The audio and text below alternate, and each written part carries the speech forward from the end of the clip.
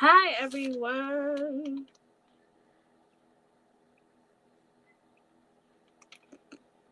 Welcome to the room. Welcome to the room. Welcome to the room. I'm going to start in a couple minutes. Just giving people some opportunity to come into the room. This is another impromptu live, as you can see. Um, as you can see, my face is not beef. I don't have lashes. So I'm coming to you, the real Nicki D, the real form. I have not an inch of makeup on. I know some of people like, yo, you wear glasses. Yes, I do wear glasses, but I do not have my lashes in. And I just wanted to come talk to you guys about faith because I like a lot of my impromptu lives. How they start off is they start off by they start off with real conversation. Um, sorry, trying to share this with other people. They start off by like just real conversations that I be having, and it was crazy because this live was prompted by a conversation I had with my son.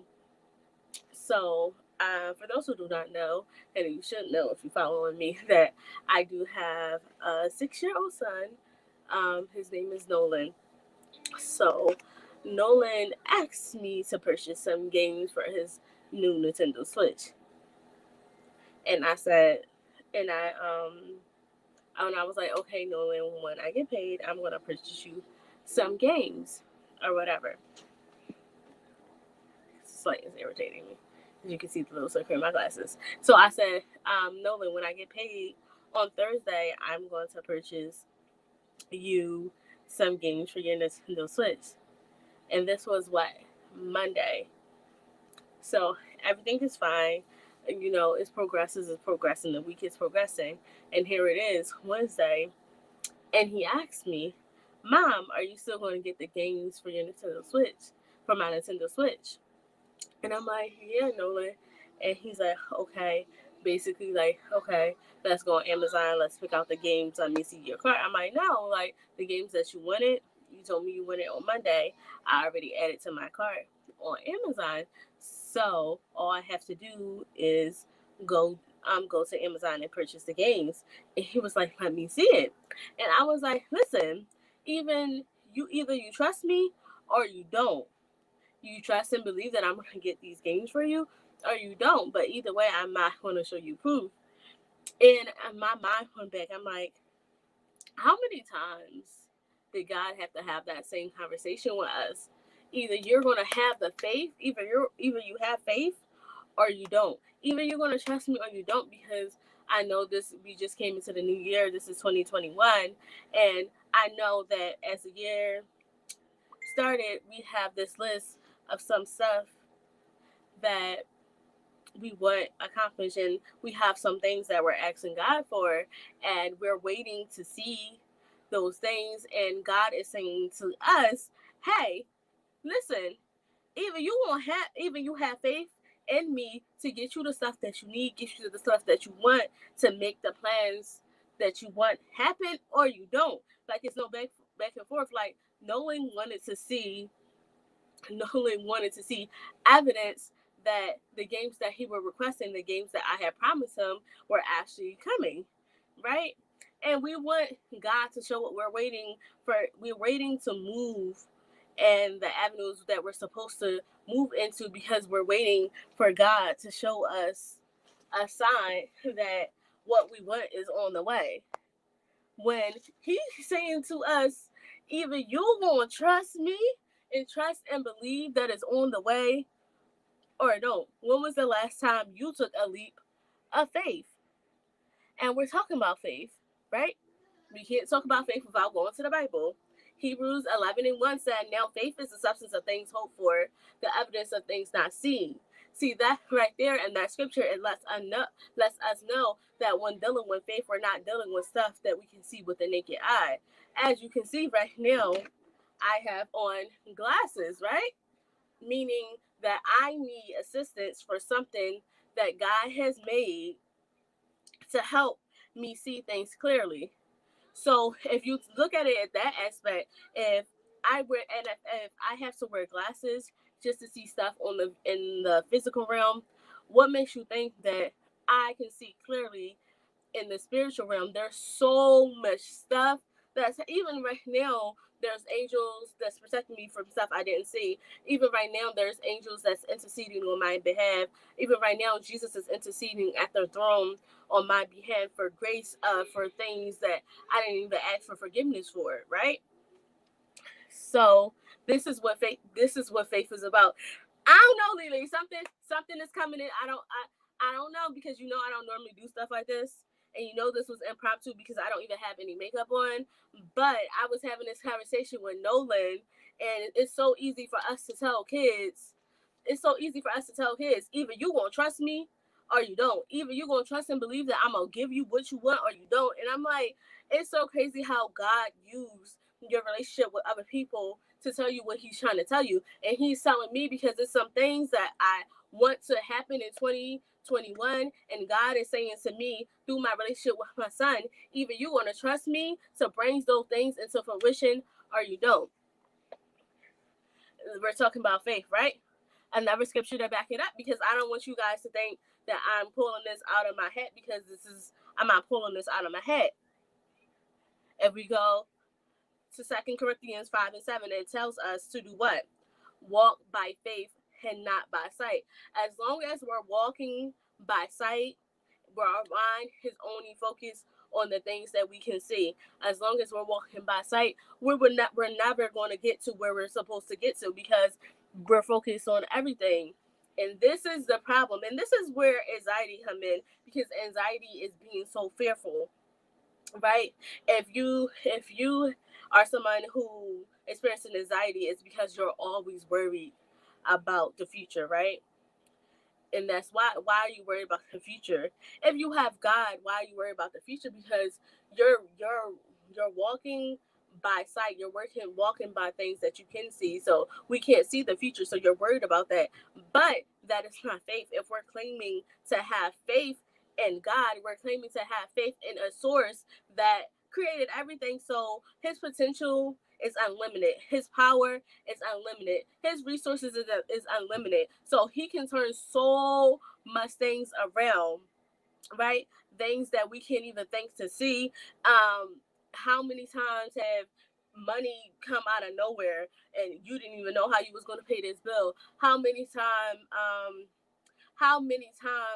have situations have been made, someone come up to you and say, oh, I just want to bless you, and it's not even momentarily. It can be like, it just can be worse, because it's been so many times on this journey as being a poet, as growing this brand that I find myself getting discouraged. I find myself questioning if this is something I was even meant to do, and then God will send that person along. It's like, thank you, because I was blessed by your words. Thank you, because I needed that. It's just that's inspiration, to just that little push that let me know, listen, I got you. As long as you abide in me, I will not leave you out here high and dry, because if everything falls apart, if we fall apart, how will God get the glory? We were created for God to get the glory. And what glory does God have in me being broke? What glory in God does that God get out of me being homeless?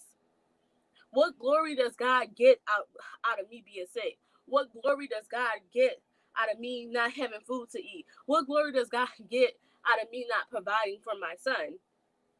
God would not get the glory for all that and all that. And if I'm serving a God that has unlimited resources, he can give me everything that I need. There's nothing on this earth that I can ever want that God would not supply it. But we have to tap into this resource.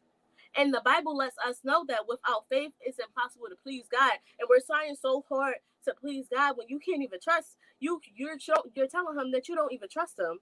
How are you in any type of relationship? Trust is essential. If you don't have trust and me to hold up my end of the bargain, what type of relationship is that, when you always have to question the other person's actions? You don't know if that person is really going to deliver. You don't know if this person is really going to be faithful. And I can say, out of a shadow of a doubt, within my 27 years, God has been the only person. God has been the most faithful person, even when was not always faithful to him. even when I showed him times out of time that I did not trust him, even when I showed him that I didn't believe what he said, he was still faithful. He was still showing up. He was still moving on my behalf the whole entire time. And I just got one more scripture for you guys, and then I'm gonna go out your way because, like I said, if you know me, you know I don't really get into this, but I feel as though that it was dropped into my spirit, so I feel as though maybe somebody else needed to be encouraged. And that's the thing, like this right here is a leap of faith for me because this is not something that I typically do. But I told God that in 2021, I'm taking leaps of faith. I know that He's been faithful. He has showed me that He's been faithful, and whatever that He put in my heart to do, I'm going to do it, no matter what it may look like to others. Because other people be like, "Oh, why are you on here trying to be a preacher?" I'm not a preacher. I'm a poet, and I'll let you know that in a minute. I'm not a preacher. I'm a poet. So I'm not on here trying to be a preacher. I'm not on here trying to say trying to have people look at me like I'm the best Christian or I got it all together, because Lord knows I don't. But I know all He needs is that sacrifice. All He needs is that person to be all that He needs is that person to be in the position. He don't want me to be perfect. I don't have to be perfect for him to use me, because there's plenty of examples in the Bible where God uses people despite their imperfections, and it is their imperfections that is going to help them to reach people. It is my story, it is the ugly part of my story that's going to help me connect with someone that is on my level. So if we look at Romans 8:28, and this is one of my favorite scriptures, because whenever I'm feeling discouraged, whenever I'm feeling down, it lets me know that even when I don't see it, it's working for my good. Even when I don't think it is, it's working for my good. Romans 8:28 lets us know, and we know that all things work together for the good of them that love the Lord, to them who are called according to His purpose. And you don't use words like all if it's a sometimey thing. Words that are all inclusive, like all, for I know, that means you don't use those type of words if you don't have stuff to back it up. And we may think like, oh my God, it's 2021, but it's starting off rocky because we got this crazy thing happening at the Capitol. We still have COVID, but even through everything, even through the civil unrest, even through the quarantine, even through in the midst of a pandemic, all these things are working for our good. And it, like the scripture doesn't say all things work together for the good if you can connect the dots and see the good. It just says that all things work together for the good. Period. That's it. That's it. All things work together for the good. And it doesn't have a but. It doesn't have an if.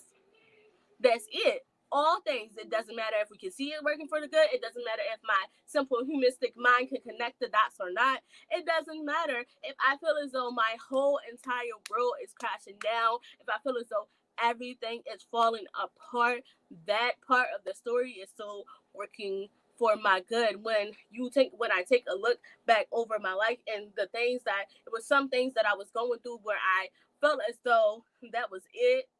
I was going to be stuck in that state of depression forever. I was going to be stuck in a dead end job forever. I was going to be stuck in a corner not knowing my worth forever. But someone tell your neighbor, but God. But God said all things are working together for my good. That pain, that failed relationship, autumn. It was a time where I was working dead end job at the dead end job at the dead end job, making minimum wage, and it was a time where I was working multiple jobs across the city, and I didn't think I would ever land on my feet, land in a career, land in a place where I feel as though I am serving my community in a way that makes me happy and satisfied. I thought I was just going to be another adult working a job that I hated for the rest of my life, because I was looking at my physical eyes, and at my physical eyes, I couldn't see me ever leaving Walmart. At my physical eye, I couldn't see me ever making above minimum wage, but God knew that all things work together for the good of them that love the Lord, for them that are called according to his service. And he knew that I needed that one more job because I needed to hone in on them customer service skills in order to get into this position that I am with the company that I am now, where I utilize those customer service skills every day, making a whole lot more money than I was making at ShopRite. But if at ShopRite and at Walmart, but if I stayed in that position and I stayed in that mindset, I would never be where I am today. So just to wrap this all up, if you don't get nothing from what I am saying, it is let 2021 be the year that you finally take that leap of faith. Let 2021 be the year that you finally decide to wholeheartedly trust God with whatever he placed on your heart, because I know God is placing something on, had placed something on your heart that you've been scared to move on because you didn't know how the people would receive you. Listen, when I first went out there as Nicki D the poet, I didn't know who was, if anybody would really care what I had to say for years.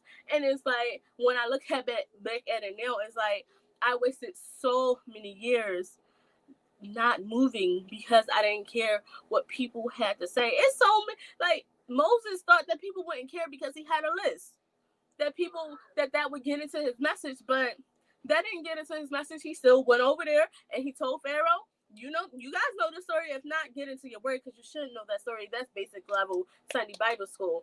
But he didn't, like, that didn't stop him. And so many, I feel like we're so full of excuses, and I'm talking to myself because this is some things that God, some areas of my life that God want to move into. Some God is taking me, want to take me to this greater area, and it's still myself. I'm like, but God, like, are you sure? But are you sure? But let that not hold us back in 2021. Let us move forward. Let us take that leap of faith and know that if he's not going to send you anywhere for you to look dumb and make a fool of yourself, because he wouldn't get the glory out of that.